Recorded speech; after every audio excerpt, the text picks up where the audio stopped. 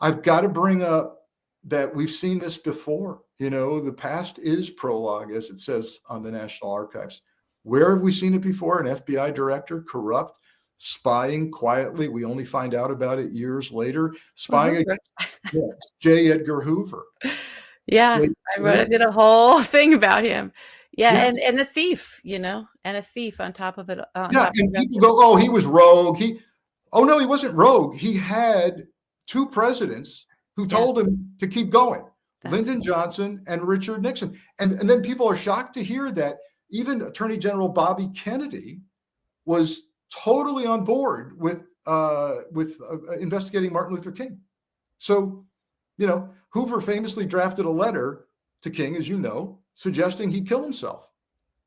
Illegal wiretaps, no court order, planting evidence, planting bugs, getting the Black Panthers leader murdered in Chicago. Yeah. And years later, we find out about that because the media exposes it. The media exposed it. It was also the era, the J. Edgar Hoover era went hand in glove because of who he was in cahoots with, but hand in glove with the rise of organized crime in this country. And the organization of it, the family. Well, he has got a lot of stuff with them, right? There was a lot.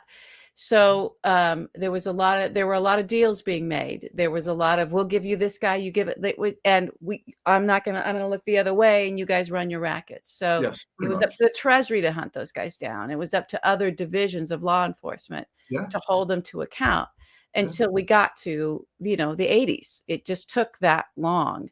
And by that time, the 70s and 80s, the corruption was so massive. You couldn't have a small business and not be in certain areas of this nation and not be paying for protection.